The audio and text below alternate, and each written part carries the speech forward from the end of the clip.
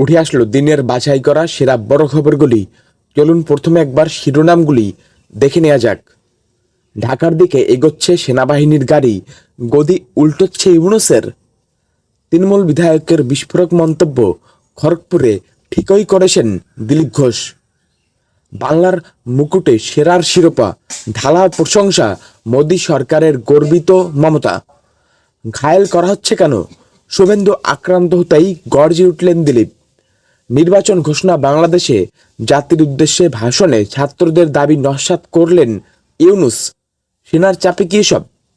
বিস্তারিত খবরে যাওয়ার আগে চ্যানেলে আপনি যদি প্রথমে থাকেন, চ্যানেলটিকে অবশ্যই সাবস্ক্রাইব করুন, ভিডিওটিকে লাইক করুন, আর আপনি কোথা থেকে দেখছেন কমেন্টে জানাতে অবশ্যই ভুলবেন না।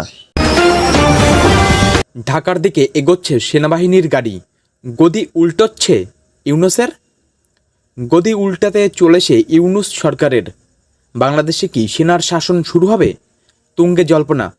সূত্রের খবর, সোমবারই জরুরি বৈঠক ডেকেছিলেন সেনাপ্রধান ওয়াকার উজ্জামান। এরপরই কান পাতলে শোনা যাচ্ছে বাংলাদেশের শাসন ক্ষমতার দখল করে নিতে পারে সেনাবাহিনী। গদিচ্যুত করা হতে পারে মোহাম্মদ ইউনূস ও তার অধীনে থাকা অন্তর্বর্তী সরকারকে। জানা গিয়েছে, গতকাল সেনাপ্রধান যে জরুরি বৈঠক ডেকেছিল, সেই বৈঠকে 5 জন লেফটেন্যান্ট জেনারেল, 8 জন মেজর জেনারেল, কমান্ডার সহ একাধিক শীর্ষ আধিকারিকরা ছিলেন। সেনার হেডকোয়ার্টারেই ওই বৈঠক হয়। এই বৈঠকের পরই বাংলাদেশের ঢাকায় বিপুল সেনার গাড়ি ও বাহিনী তলব করা হয়েছে, এমনটাই সূত্রের খবর। বাংলাদেশ সেনার 9ম ডিভিশনের বাহিনীকে ডাকা হয়েছে। তারা ইতিমধ্যেই ধাপে ধাপে ঢাকার দিকে এগোতে শুরু করেছে। অন্য একটি সূত্রের খবর, বাংলাদেশ সেনা দেশ জুড়ে নিজেদের ক্ষমতা বাড়াতে চাইছে, বিশেষ করে ঢাকা তাদের হাতের মুঠোয় রাখতে চাইছে। তৃণমূল বিধায়কের বিস্ফোরক মন্তব্য, খড়গপুরে ঠিকই করেছেন দিলীপ ঘোষ। তৃণমূল কংগ্রেসের ভরতপুরের বিধায়ক হুমায়ুন কবির বিজেপি নেতা দিলীপ ঘোষের খড়গপুরে করা কার্যক্রমের জন্য প্রকাশ্যে সমর্থন জানিয়ে বিতর্ক সৃষ্টি করেছেন। তিনি জানান, দিলীপ ঘোষ যা করেছেন আমি হলে ঠিক একই কাজ করতাম। দিলীপ ঘোষের সমর্থনে সুর চড়িয়ে হুমায়ুন কবির বলেন, আমাকে ঢিল ছুঁড়লে রসগোল্লা দেব না। শুভেন্দুরা পরিকল্পিতভাবে দিলীপদাকে কোণঠাসা করেছে। তিনি আরও জানান, সাংসদ তহবিলের অর্থে তৈরি রাস্তার উদ্বোধন করতে গিয়ে বাধার মুখে পড়েছিলেন দিলীপদা, তবু সাহসের সঙ্গে দাঁড়িয়েছেন। অনেক অপমান সহ্য করেও তিনি যা করেছেন ঠিকই করেছেন। হুমায়ুন কবিরের এই মন্তব্য তৃণমূল কংগ্রেসের ভিতরে মিশ্র প্রতিক্রিয়া তৈরি করেছে। এদিকে হাওড়ার বেলগাছিয়া কাণ্ডে তৃণমূল সাংসদ কল্যাণ বন্দ্যোপাধ্যায় বিরোধী নেতা শুভেন্দু অধিকারীর উপর আক্রমণ শানিয়ে আরও বিতর্ক বাড়িয়েছেন। পুলিশের সঙ্গে সংঘর্ষের পর শুভেন্দু রক্তাক্ত হয়েছেন বলে দাবি করেছেন, কিন্তু কল্যাণ বন্দ্যোপাধ্যায় জানিয়েছেন, শুভেন্দু মার খেলে আমি খুশি হতাম। দুই পক্ষের এমন কটাক্ষে রাজ্যের রাজনৈতিক উত্তাপ আরও বেড়েছে। বাংলার মুকুটে সেরার শিরোপা, ঢালাও প্রশংসা মোদী সরকারের গর্বিত মমতা। সাম্প্রতিক অতীতে একাধিকবার প্রশ্নের মুখে পড়েছে রাজ্যের স্বাস্থ্য ব্যবস্থা। যদিও কিছুদিন আগেই অর্থাৎ গত 19 মার্চ রাজ্য বিধানসভায় স্বাস্থ্য দপ্তরের বাজেট সংক্রান্ত আলোচনায় অংশ নিয়ে বিরাট দাবি করে বাংলার মুখ্যমন্ত্রী মমতা বন্দ্যোপাধ্যায় বলেছিলেন, স্বাস্থ্য ব্যবস্থায় পশ্চিমবঙ্গ দেশের মধ্যে সেরা।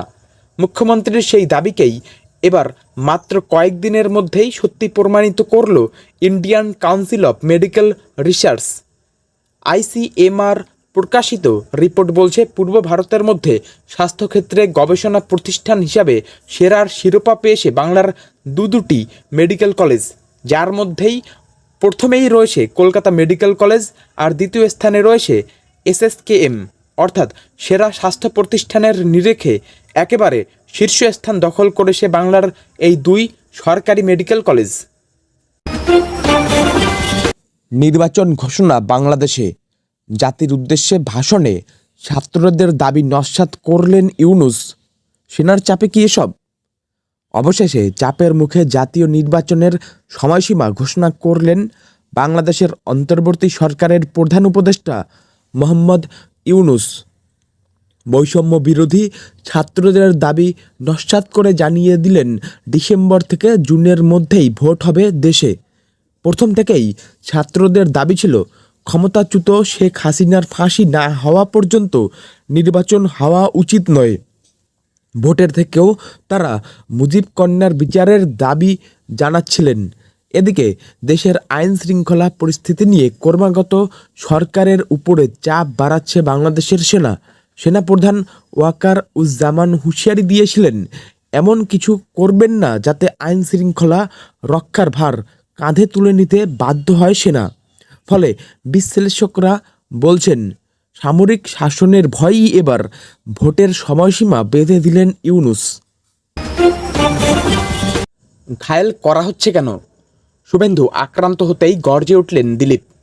গতকাল হাওড়ার বেলগাছিয়ায় পৌঁছে যান রাজ্যের বিরোধী দলনেতা শুভেন্দু অধিকারী, আর সেখানেই পুলিশের পক্ষ থেকে তাকে বাধা দান করা হয়।